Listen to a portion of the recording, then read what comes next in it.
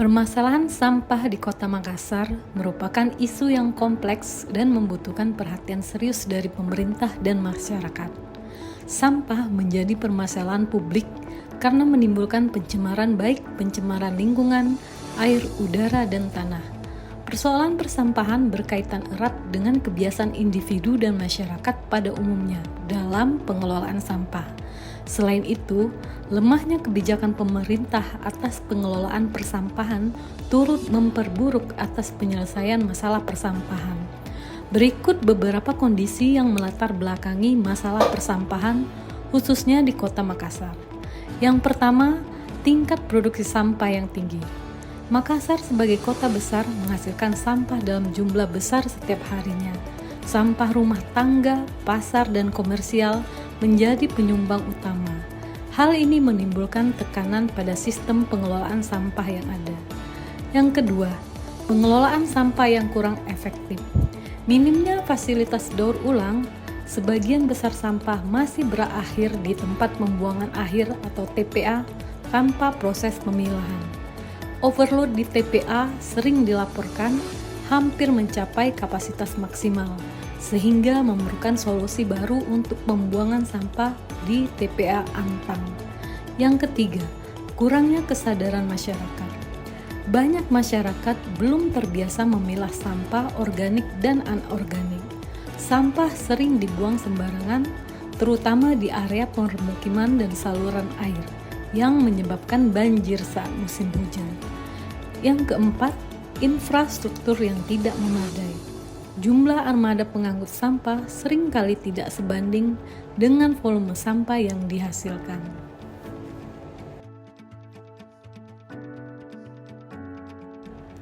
Alternatif kebijakan dalam penyelesaian permasalahan persampahan. Yang pertama, penerapan regulasi, sosialisasi, dan edukasi dalam meningkatkan kesadaran masyarakat serta peningkatan peran bank sampah.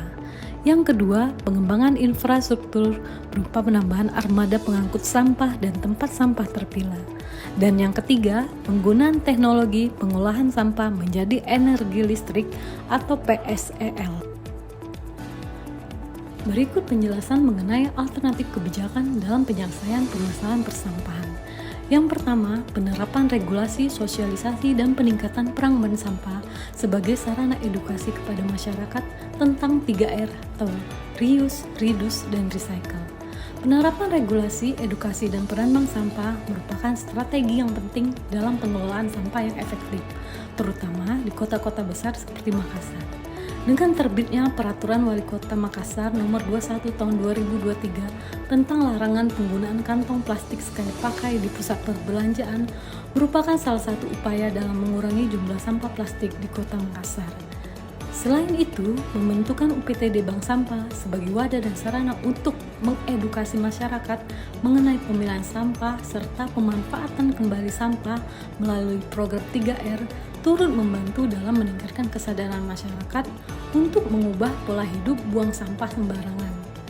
Adapun kelebihan alternatif kebijakan ini adalah yang pertama, pengurangan sampah secara signifikan dengan adanya regulasi yang ketat serta pengurangan sampah plastik ataupun kewajiban daur ulang, volume sampah yang masuk ke TPA dapat berkurang. Yang kedua, perubahan perilaku jangka panjang. Dengan pemahaman yang lebih baik, masyarakat cenderung akan mengubah perilaku mereka dalam pengelolaan sampah, seperti memilah sampah, mengurangi penggunaan plastik sekali pakai, dan memilih produk yang ramah lingkungan. Yang ketiga, edukasi dan pemberdayaan masyarakat. Bank sampah tidak hanya berfungsi sebagai tempat untuk menabung sampah daur ulang, tetapi juga sebagai sarana edukasi dan pemberdayaan masyarakat tentang cara mengolah sampah dengan lebih baik dan menghasilkan nilai ekonomis. Sedangkan kekurangan alternatif kebijakan ini adalah yang pertama, tantangan dalam penegakan hukum. Salah satu kendala terbesar dalam penerapan regulasi adalah penegakan hukum yang lemah. Yang kedua, resistensi dari masyarakat. Beberapa kebijakan seperti larangan penggunaan plastik atau kewajiban memilah sampah mungkin menghadapi resistensi dari masyarakat yang tidak terbiasa atau merasa terbebani oleh perubahan ini.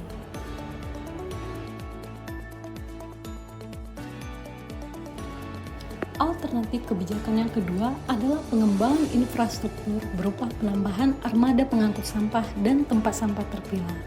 Pengembangan infrastruktur berupa penambahan armada pengangkut sampah dan tempat sampah terpilah adalah salah satu solusi yang penting untuk meningkatkan efektivitas pengelolaan sampah di kota besar seperti di Makassar. Meskipun langkah ini dapat memberikan dampak positif, namun juga memiliki kelebihan dan kekurangan. Adapun kelebihan alternatif kebijakan ini adalah yang pertama, penanganan sampah lebih cepat. Dengan armada pengangkut yang lebih banyak, sampah dapat diangkut lebih cepat dan terorganisir, sehingga mengurangi penumpukan sampah di tempat pembuangan sementara atau area publik. Yang kedua, menjangkau wilayah yang lebih luas. Penambahan armada akan memudahkan pengumpulan sampah di wilayah yang sebelumnya kurang terjangkau, seperti daerah pinggiran kota atau kawasan dengan infrastruktur yang kurang baik. Sedangkan kekurangan alternatif kebijakan ini adalah yang pertama, biaya operasional yang tinggi. Menambah armada pengangkut sampah memerlukan biaya besar, baik untuk pembelian kendaraan, biaya bahan bakar, serta pembelian armada. Biaya operasional ini bisa menjadi beban bagi pemerintah kota, terutama dalam anggaran yang terbatas. Yang kedua, polusi dan dampak lingkungan.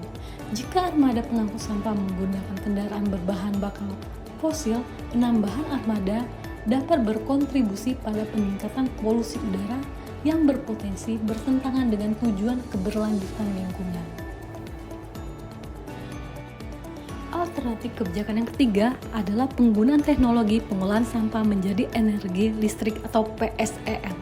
Pengolahan sampah menjadi energi listrik merupakan salah satu alternatif yang semakin populer dalam mengelola sampah dan menghasilkan energi terbarukan. Namun, seperti teknologi lainnya, ada kelebihan dan kekurangan yang perlu dipertimbangkan. Adapun kelebihan pengolahan sampah menjadi energi listrik, yang pertama adalah mengurangi volume sampah, mengubah sampah menjadi energi dalam mengurangi jumlah sampah yang dibuang ke TPA. Ini membantu mengurangi masalah pencemaran dan memenuhi prinsip ekonomi. Yang kedua, sumber energi terbarukan. Sampah organik mengandung energi yang dapat dimanfaatkan. Proses ini menghasilkan energi listrik yang dapat digunakan untuk memenuhi kebutuhan energi masyarakat, menggantikan sebagian dari energi yang semakin terbatas. Sedangkan kekurangan pengolahan sampah menjadi energi listrik adalah yang pertama, biaya investasi yang tinggi. Teknologi pengolahan sampah menjadi energi listrik. Alternatif kebijakan yang dipilih adalah alternatif yang pertama, yaitu penerapan regulasi, sosialisasi, dan peningkatan peran serta bank sampah sebagai sarana untuk mengedukasi masyarakat tentang 3R. Regulasi mampu memberikan kerangka hukum yang jelas dan mendorong kepatuhan, sedangkan edukasi dapat meningkatkan kesadaran dan perubahan perilaku masyarakat. Bank sampah juga diperlukan karena dapat memberikan manfaat secara menyeluruh kepada masyarakat terhadap pengurangan sampah dan juga pemberdayaan ekonomi masyarakat. Sekian dari saya Rita Asnani, terima kasih.